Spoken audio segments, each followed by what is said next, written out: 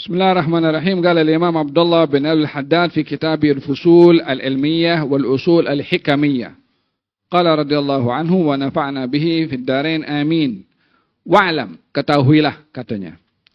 Anna man yatlubu min umuri dunya kifayati yaumih, orang yang mencari dunia yang cukup untuk keseharian daripada keperluannya, aqallu ta'aban, ia akan kurang penat, wahamman, kurang stres, mimman yatlubu kifayata usbu'ihi, berbandingkan kepada orang yang dia mencari dunia yang mencukupkan keperluannya selama 1 minggu. Yang perlu untuk dunia 1 hari, kurang letih, kurang stres, berbandingkan orang mencari dunia yang cukup untuk 1 minggu. Karena untuk 1 hari perlunya sedikit, 1 minggu perlunya banyak. Sehingga yang perlu banyak, buat kerja banyak, letih banyak, stres banyak. Yang perlunya sedikit, letihnya sedikit, stresnya pun juga sedikit. Wa man yatlubu kifayata usbu'ihi aqallu hamman min fi dzalika mimman yatlubu kifayata syahr. Orang yang dia mencari dunia untuk keperluan 1 minggu, lebih kurang letihnya dan stresnya berbandingkan orang yang cari dunia untuk 1 bulan.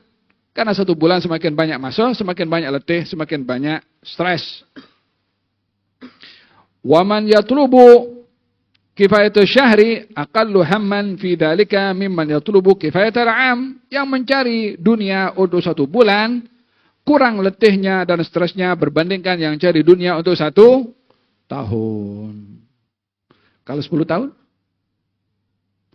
Wala tunggu 60 tahun. Sekarang umur saya 30 tahun. Kerja umur 25 tahun. Nah, tunggu 60 tahun. Ada berapa? 35 tahun. Nah, kena pikir. Paham, Tom?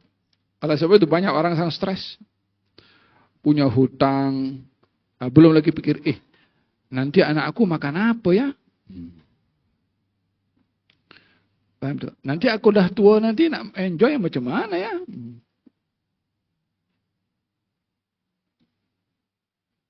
Jadi hidup dunia mesti bergantung kepada apa yang dicari. Kata beliau mengatakan, wa kullama walladhi yatlubu li nafsihi aqallu ta'aban wa ghamman mimman yatlubu li nafsihi wa li ghairihi. Orang yang dia mencari dunia untuk dirinya sendiri akan kurang letihnya dan stresnya berbandingkan orang mencari dunia untuk dirinya dan orang lain. Untuk dirinya dia boleh makan nasi lemak, roti canai, capati. 1 dengan kacang dal. Boleh kenyang? Kalau di belakang dia kena cari 2 capati. Kalau anaknya 2 orang, dia kerja 4 capati. Kalau 7 orang, belum lagi kalau orang tuanya, belum lagi kalau hasil bergantung sebanyak mana yang dia nak tanggung. Ini bukan nak mengaibkan orang yang ada tanggung jawab ya, tapi untuk memberitahukan realiti tanggung jawab. Semakin banyak yang ditanggung, semakin berat yang akan dikorbankan. Adapun apa yang dikorbankan itu baik atau tidak baik bergantung kepada usahanya, mulia tak mulia, niatnya, adakah itu ibadah atau tidak. Itu perkara yang kedua. Ini hanya memberitahukan bagaimana hakikat sikap orang terhadap keduniaan dan keperluan orang kepada dunia. Wa kullama kathurat al-matalib, semakin banyak permintaan dalam hal dunia, kathuratul mata'ib, akan semakin banyak penat dan letihnya. Faham, Tom? Oleh hada, ithnan la yashba'an, 2 orang tak akan kenyang. Orang cari duit dengan orang cari ilmu. Kecuali kenyangnya kalau masuk dalam tanah. Alhaakumut takatsur hatta zurtumul maqabir. Kamu akan dilalaikan dengan memperbanyak apa? Harta. Katanya anak Adam kalau ada 1 gunung emas, dia mau 2. Kalau dia ada 2, dia mau 3. Dan begitu seterusnya. Dan tidak akan mengenyangkan kecuali tanah. Oleh sebab itu, kata fil hadis, orang yang paling bahagia adalah orang yang hidupnya qanaah. Itu apa yang ada. Barang siapa yang mencari rezeki yang cukup, sedikit cukup. Barang siapa yang mencari rezeki yang banyak, dapat banyak pun tak cukup. Karena setiap kali banyak, mesti ada yang lebih banyak. Wa kathratul humum wal ghumum. Kalau banyak yang dituntut, banyak letih, banyak stres.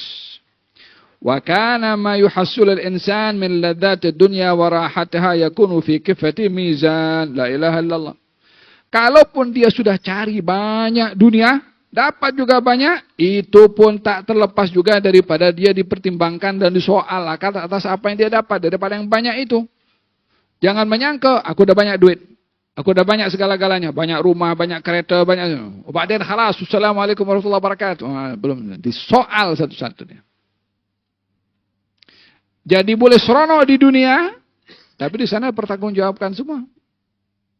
Ada kali Imam Abdullah bin Husain bin Tahir mengatakan, halaluha hisabu, haramuha iqabu. Ini dunia, halalnya hisab. Halalnya tak curi, tak rompak, tak rasuah, tak riba. Dapat halalan thayyiban. Kerja halal, rezeki halal, semua halal. Itu pun disoal oleh Allah Ta'ala.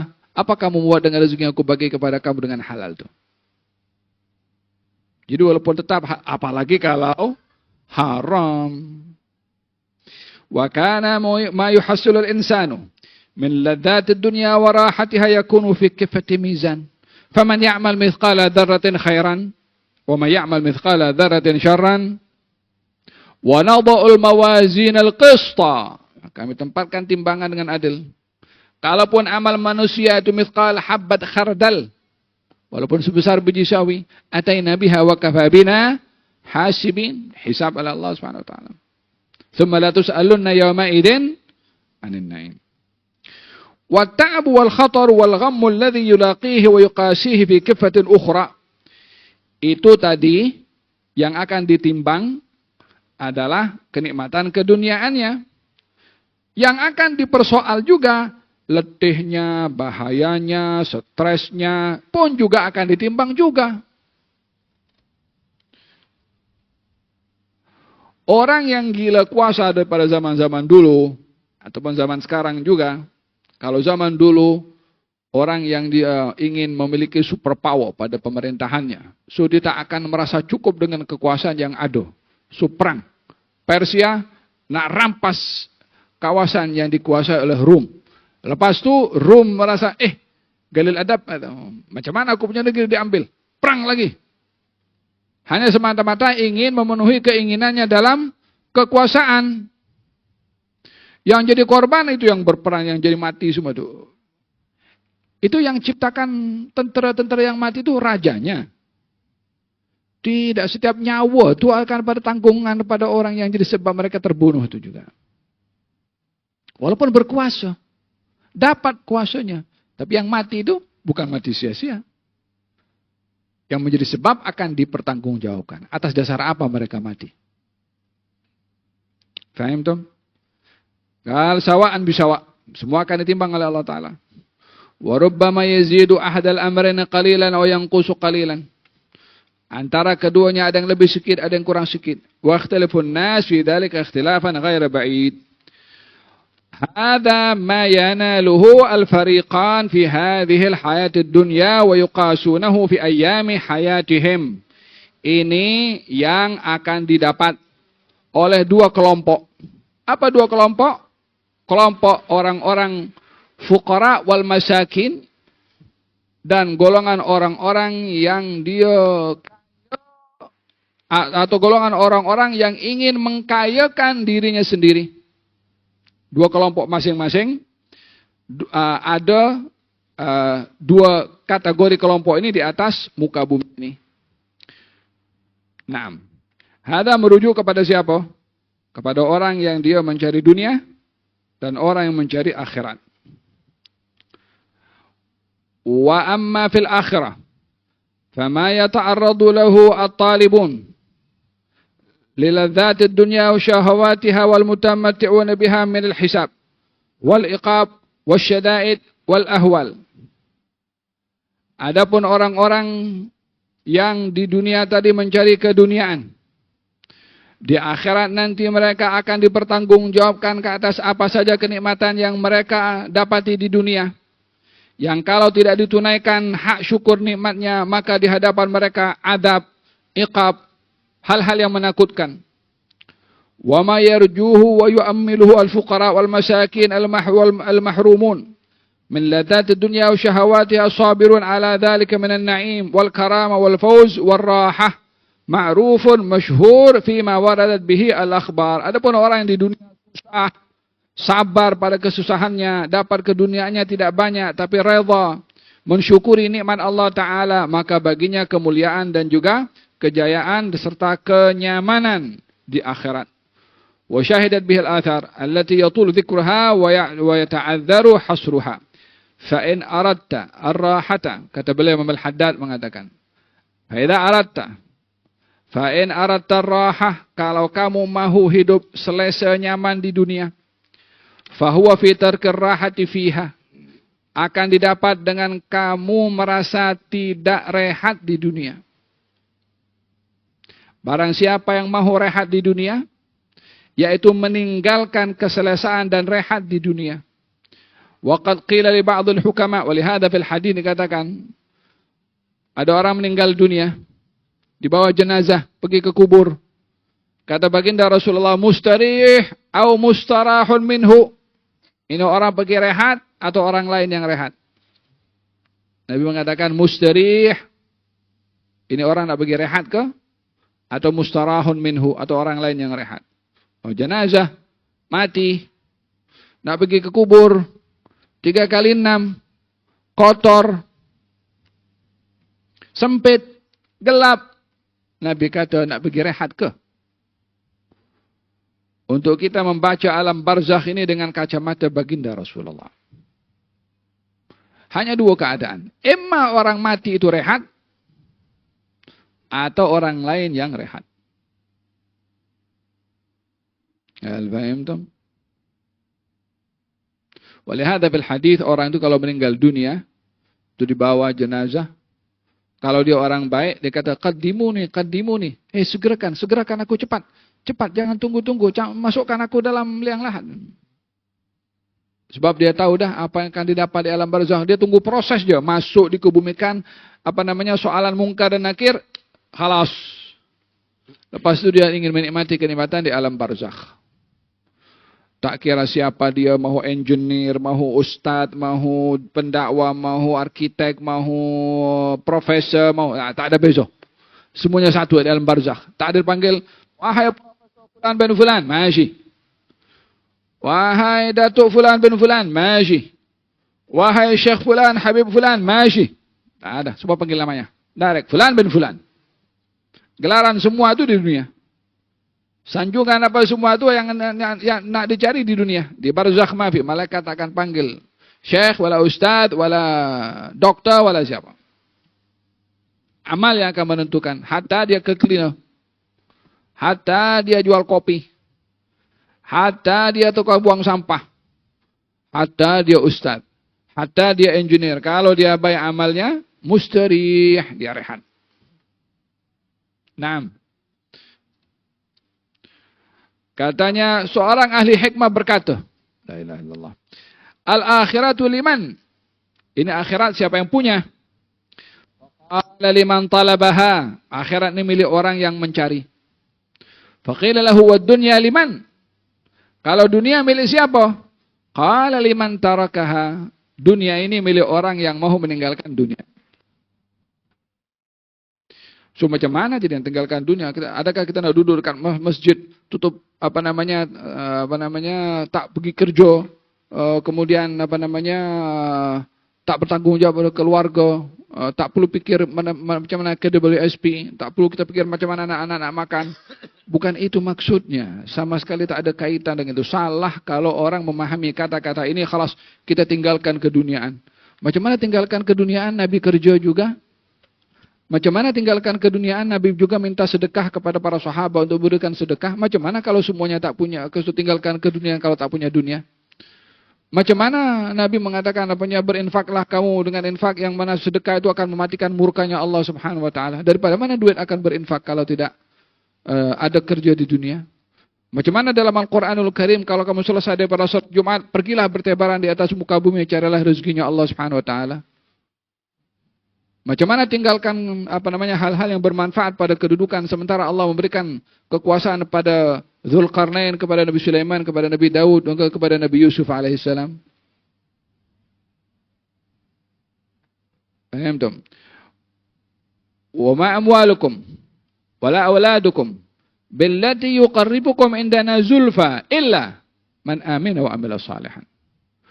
Bukanlah harta kamu, bukanlah anak-anak kamu yang boleh membawa kamu dekat dengan aku, kecuali kalau dia beriman dan beramal saleh dengan anaknya, beriman dan beramal saleh dengan hartanya. Bila beriman kepada Allah dengan anaknya, dididik dengan baik, diajar dengan baik, dibimbing dengan baik. Dengan hartanya, diambil, dicari dengan baik, disedekahkan di tempat yang baik. Maka itu amal, itu harta, itu anak, itu pangkat, semua akan mendekatkan dia kepada Allah karena digunakan di tempat yang baik. Ya, bukankah dalam Al-Qur'anul Karim Allah Subhanahu wa taala berfirman walladzina hum fi amwalihim haqqun ma'lum lis-sa'ili wal mahrum.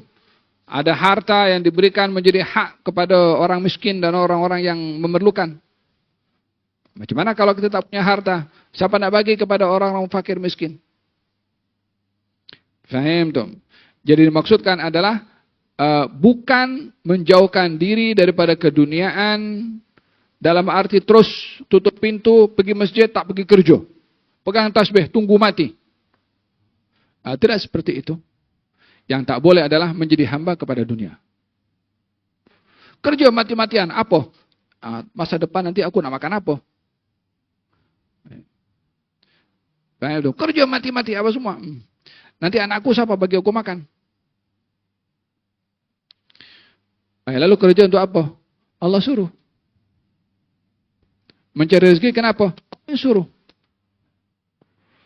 Beza kalau orang mencari rezeki untuk mengkayakan diri sendiri ataupun memberi makan kepada istrinya atau anaknya tanpa diiringi itu satu perintah dari Allah Subhanahu wa taala, keyakinannya atau niatnya dalam bekerja tidak menepati syariat. Fil hadis orang keluar pada rumahnya bekerja untuk keperluan dirinya, dia fisabilillah. Yani kalau bekerja untuk dirinya tak minta-minta pada orang, untuk menjaga kehormatannya. Bukan untuk berbangga-bangga. Orang bekerja atas perintah agama memberi nafkah kepada keluarganya, dia fisabilillah. Orang kerja untuk berbangga-bangga dengan duitnya, maka dia fisabilillah syaitan. Perbezaannya adalah pada nawaitu. Qala Ibrahim bin Adham.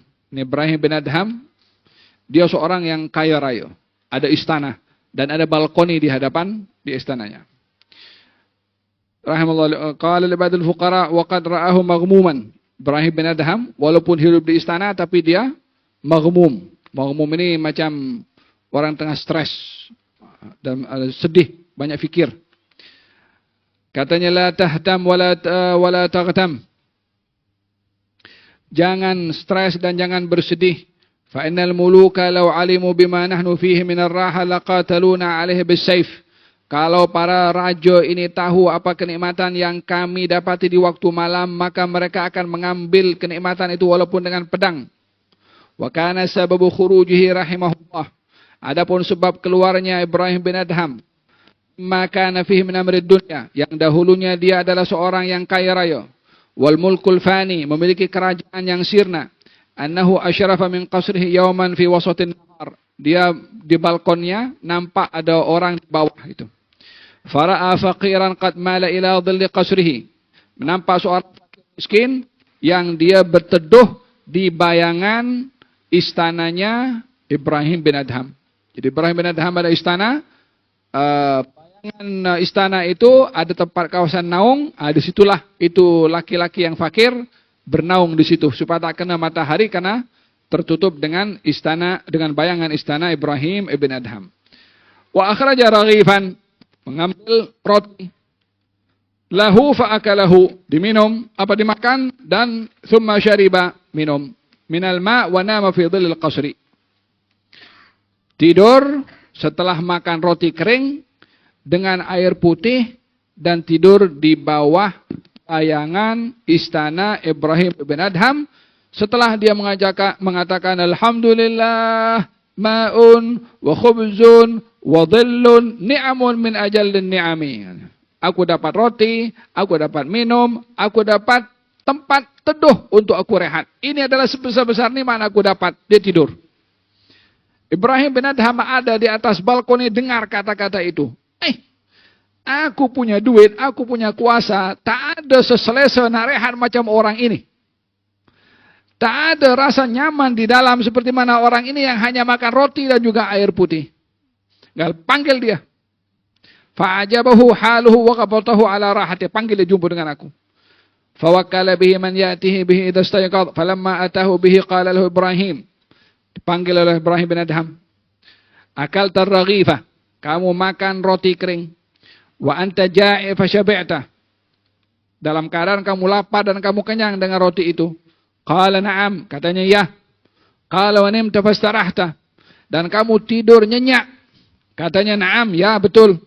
Faqala Ibrahim li nafsih. Idza kanat an-nafsu tagna min ad-dunya bimithli hadha fama li walid dunya. Katanya kalaulah orang ini boleh seronok, tenang, tidur hanya dengan roti dan juga air seselesai itu dia tidur, apalagi nak diinginkan daripada keduniaan yang banyak ini. Kalau saya tak boleh rasa nyaman seperti orang ini yang hanya dengan roti dan air. Permasalahannya bukan pada roti, bukan pada air. Permasalahannya bukan pada istana, bukan pada duit. Tapi pada jiwa di dalam hati. Rakus atau tidak. Qanaah atau tidak. Rasa cukup atau tidak. Famali walad dunya. Falamma janna alaihi al-lail kharaja min qasrihi wa ma kana fihi saihan munqati'an ila Allah Ta'ala fa kana min amrihi ma kan. Mulai daripada itu Ibrahim tinggalkan istananya, khalas aku ikut dengan engkau dah. Ingin merasakan qanaah. Fa'alimta mimma taqarrara anna rahat ad-dunya wa ladzatiha wa syahwatiha ta'abun. Dengan demikian kamu tahu bahwasanya orang-orang yang mengejar-mengejar kepada keduniaan dan kenikmatannya dan syahwatnya, di dalamnya ada letih, wa khatarun, bahaya, wa humumun, stres, wa humumun wa ahzan, dan juga rasa sempit dan sedih. Kullama kathurat kanat hadhihi al-asya' akthar. Setiap orang itu mengejar kepada keduniaan tanpa ada qanaah, maka letihnya akan semakin banyak. Wa kana al-insan biha ajdar. Wa kullama qallat al-ladzat wal-rahat asy-syahawat kanat ta'ab al-khatar al-hammu wal-ghammu aqal. Semakin berkurang keinginan dan ambisi kepada dan kenikmatan keduniaan, maka letihnya kurang, bahayanya kurang, stresnya pun juga kurang. Wa kana al-insan arwah ma'ama fihi dzalika min tabi'atil akhirah li ahli asy-syahawat wa min karamatiha lit-tarikin syahawatid dunya wal muridin anha ikhtiyaran atau ittiraran wa dzalika bayyinun wadihun liman ta'ammalahu wa kana li nafsihi nasiha wallahu a'lam. Oleh hada di antara permintaan Rasulullah sallallahu alaihi wasallam mengatakan Allahumma rzuq ala Muhammadin kafafa. Ya Allah berikanlah rezeki kepada keluarganya Muhammad kafafa. Kafafa ini yang cukup. Maksudnya yang qanaah. Meminta untuk keluarganya qanaah.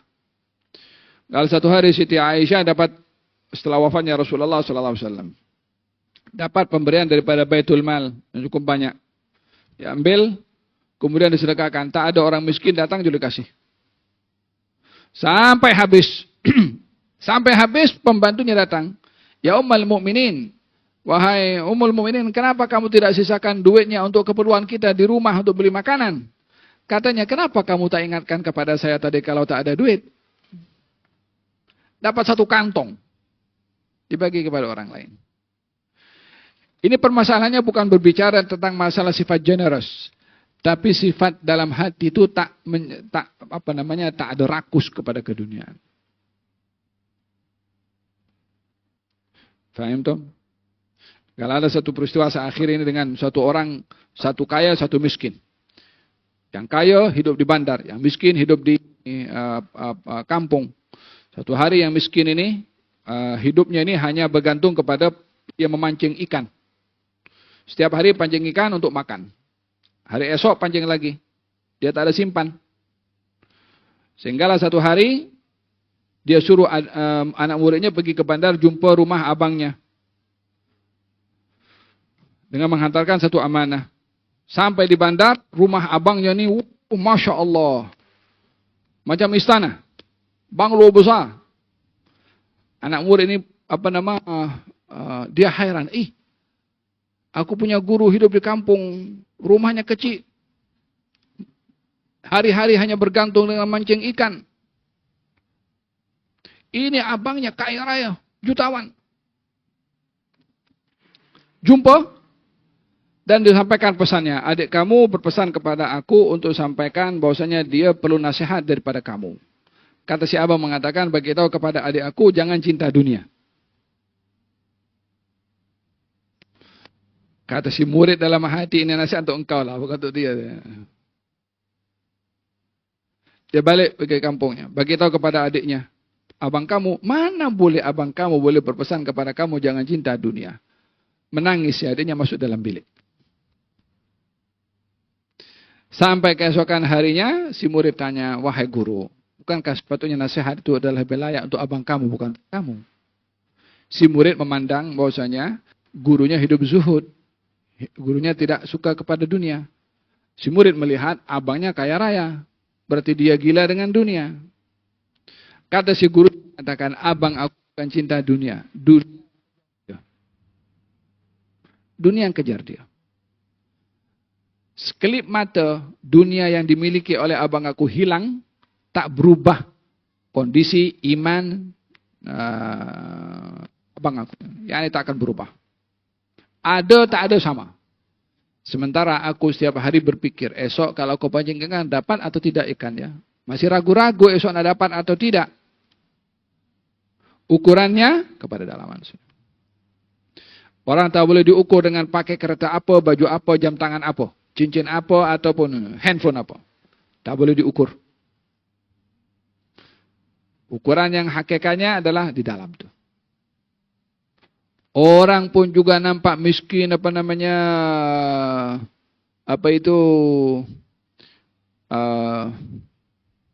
nampak kusut masai. Memang salah satunya, tapi yang diukur adalah hatinya. Kalau ada satu cerita nih kan, Allahu alam. Ada satu orang berkahwin. Kemudian dia seorang polis. Subhanallah, masa di satu hari didapati istrinya menangis.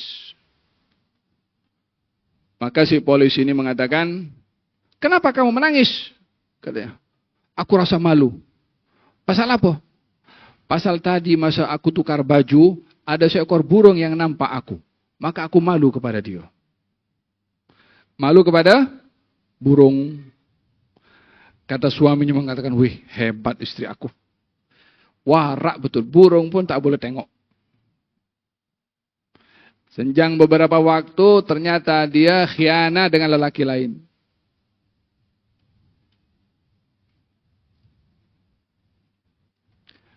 Nampaknya warak, tapi hakikatnya pun. Lepas itu dia dipindahkan kerja. Pindah tempat lain, dia selesai ada dengan istrinya. Pindah ke satu negeri lain. Bertugas sebagai security. Di tempat itu berlaku kecurian. Dan sukar untuk dijumpai siapa pelaku pencurian itu. Sampailah jumpa ada seorang, penampilannya warak, dan kalau berjalan dia berhati-hati macam ini. Ketika ditanya oleh orang ini, katanya, "Dia kenapa jalan seperti itu ya?" "Ya, dia berjalan seperti itu katanya khawatir supaya tak terpijak semut yang lalu di situ." Katanya, "Itu pencuri." Nak tahu pencuri yang belum dijumpa? Itulah pencuri dia. Macam mana ini orang warak dia? Nak tak boleh pijak semut. Dia kena bayangan, dah pengalaman dengan istrinya yang tak mau dilihat oleh seekor burung. Akhirnya dia khianat dengan orang lain, lebih teruk. tangkap. Betul dia pencuri. Intinya adalah, ini bukan nak digeneralkan ya. Intinya adalah hakikat seseorang dalam kehidupan keduniaan itu adalah pada hatinya. Moga-moga Allah SWT berikan kepada kita qanaah. Ya Rabbal Alamin. Dianugerahkan oleh Allah rezeki yang berkat. Ya Rabbal Alamin. Sallallahu alaihi wasallam Muhammadin wa alihi wasallam. Alhamdulillah Rabbil Alamin.